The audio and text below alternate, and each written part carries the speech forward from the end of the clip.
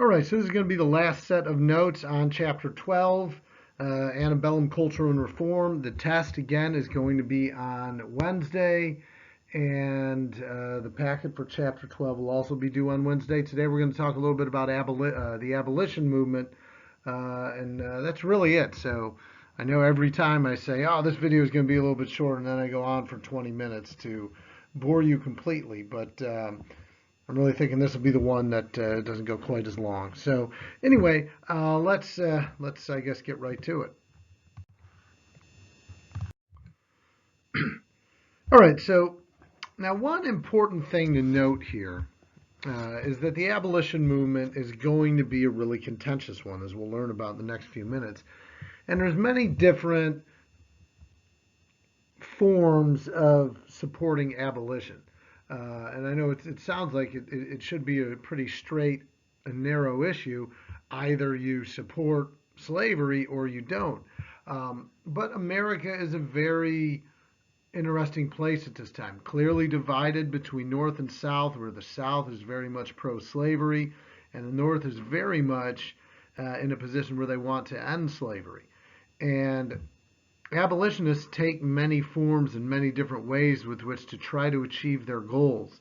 And this push, as we're going to learn here, and then also through Chapter 13, is ultimately what is going to push us finally into civil war. So now the abolitionist movement really goes back to the years following the American Revolution, where there's a lot of people that support the end of slavery because a lot of freed blacks fight in the Revolutionary War. Over time, more and more freed blacks move to the North.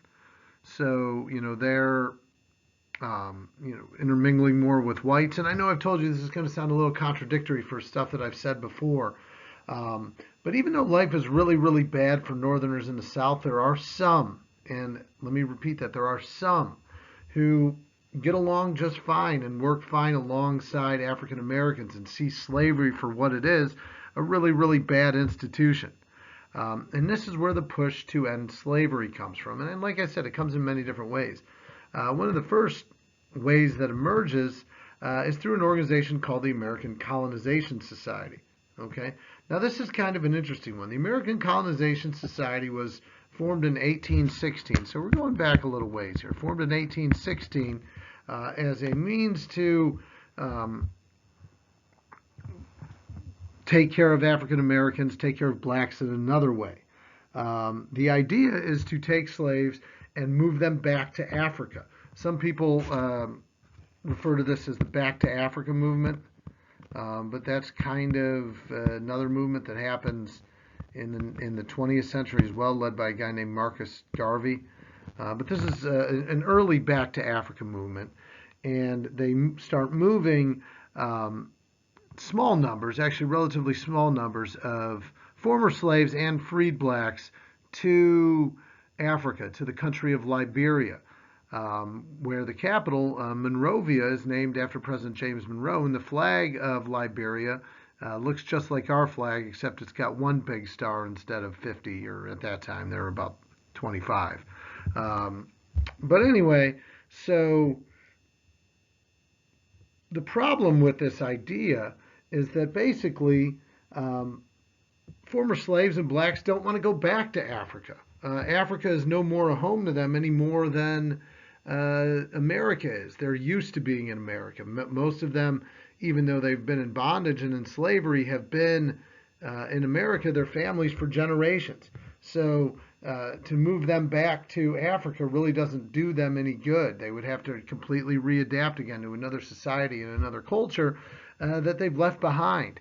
So while you might say it's kind of a nice idea and a thoughtful way to help out, look, these blacks, whether they're slaves or not, consider themselves Americans now, and they just don't want to go back. And that's what makes the American Colonization Society a bit of a failure.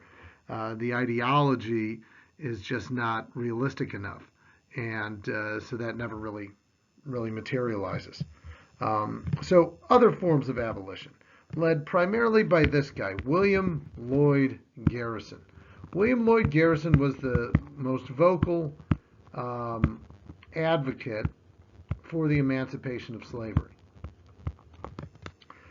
Garrison's view on abolitionism, his philosophy, was very extreme in regards to slavery. Now, he's a white man. I don't know if you could quite tell whether he's black or white or mixed from that photograph. But he stands out because he's a white man who's vehemently, very much against slavery. And he doesn't want to take a gradual approach with it. The thing about William Lloyd Garrison is that he believes that everybody in the North should support total emancipation and full citizenship rights for slaves. Okay? Very, very powerful statement. And the problem with that is probably many Americans, even in the North, really are just not ready for that yet. Yeah, they want to support emancipation, but again, and I've told you before, while Northerners are against slavery, again, in many cases, the idea of them intermixing and thinking about equality for former slaves and blacks is something that's beyond the question. So William Lloyd Garrison was probably a little bit much. But his philosophy grew a lot of support. He had a newspaper that he put out frequently. He was from Pennsylvania, by the way. And he had a magazine that was called The Liberator. And it was all about the freedom and emancipation of slaves. Basically, he's regarded as what people call a firebrand. Kind of like the hellfire preacher of the Creeper, Charles Grandison Finney. He's a firebrand, meaning he's going to say really incendious things that are going to upset a lot of people, but he's very committed to the end of slavery.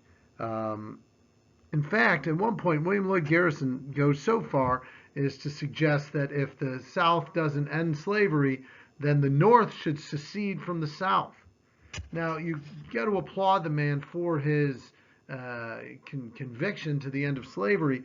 But again, this is a message that at this time in America is probably not going to be well received and wasn't well received, particularly. Now, it helps to lead to the growth of the Republican Party, which is like an anti-slavery party, or the Free Soil Party, which we'll talk about here shortly. But again, probably a more guarded and moderate approach is probably what you kind of want more of at this point. Okay. You also have influence from African American and black abolitionists, and they're very important to the movement as well.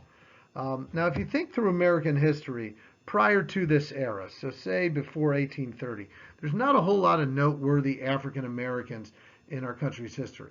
You might say Crispus Attucks, who was one of the people killed at the Boston Massacre, or maybe Jemmy from the Stono Rebellion. But it's in the 1830s that we start to see some influential and persuasive African Americans emerge as advocates for the abolition of slavery. Less noteworthy was a woman by the name of Sojourner Truth, who just gave really impassioned speeches about the end of slavery. But probably the most influential figure in this movement was Frederick Douglass. Okay, Frederick Douglass is kind of a norm-smashing African American. Frederick Douglass is educated and intelligent, and he basically gives Northerners, Northern whites, a very different view of the black man. He sounds educated. He's not foolish or silly like they may have seen in some of those minstrel shows or things like that. A totally different perspective on the African American, and this leads more people to begin to come around and support the idea of abolition, because Frederick Douglass sounds more white. It's the same thing that you get 100 years later or so with the Civil Rights Movement. Martin Luther King Jr. sounded intelligent, was a great speaker. He sounded like a white man to a certain degree, and therefore got many people to support, or more people to support, the Civil Rights Movement, because of the language of the message of the leader was so important.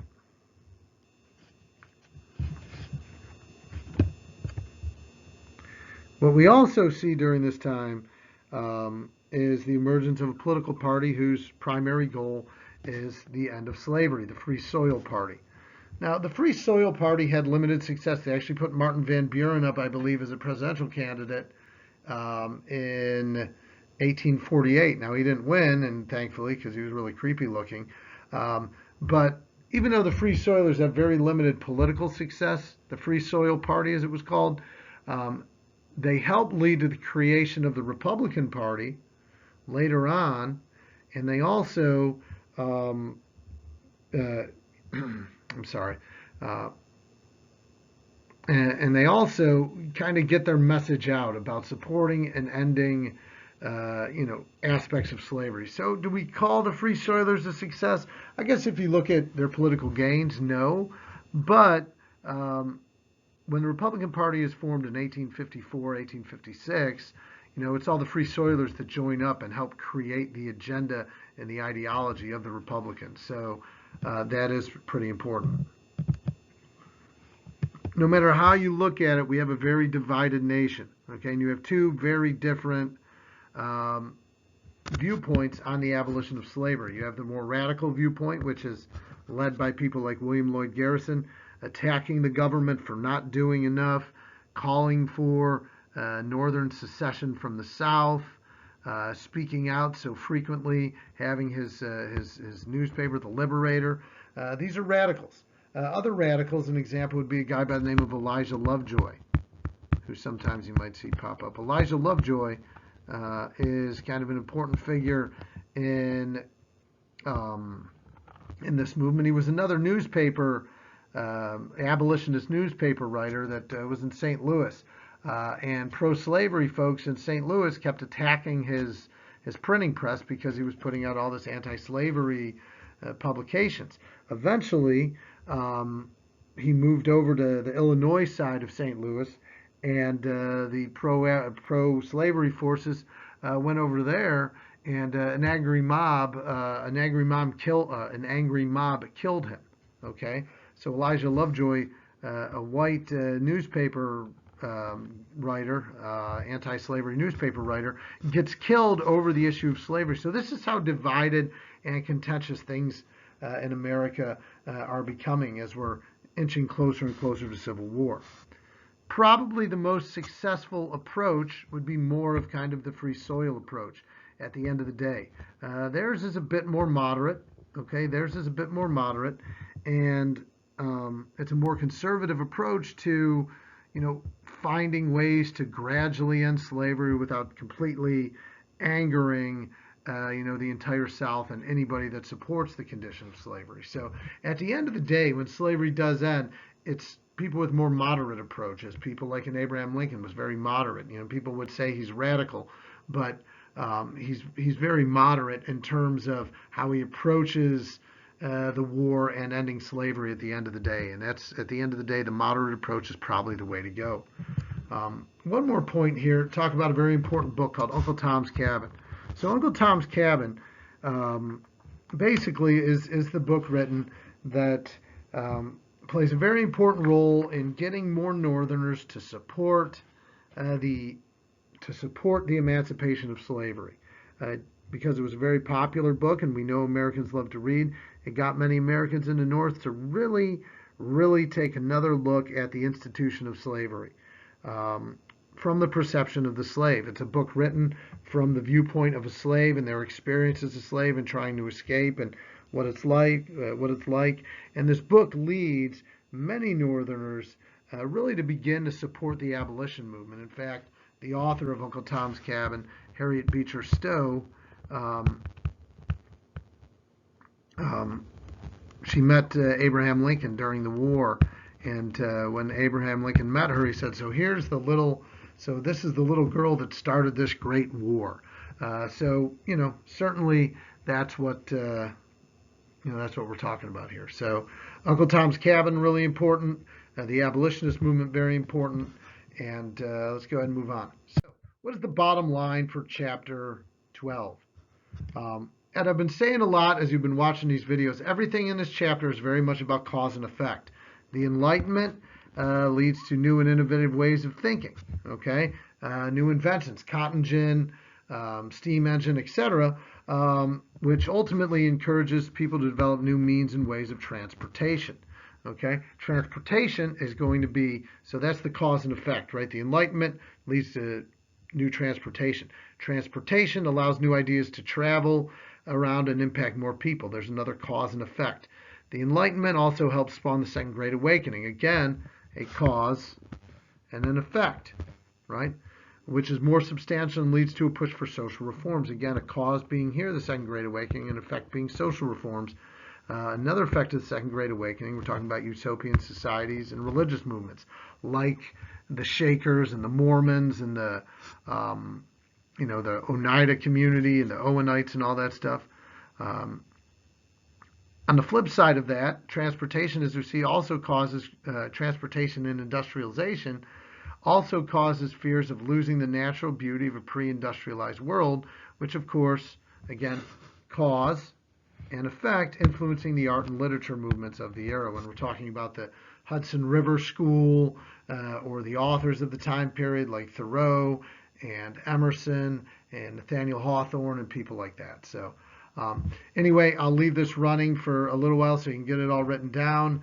And that'll be it for chapter 12. So I'll give you a couple days here before I send the first video from chapter 13. And of course, the test will be on Wednesday, and the packet will be due on Wednesday as well. So hope all is well. Let me know if you have any questions. All right, I'll let this run for about 10 more seconds, and I'll see you later.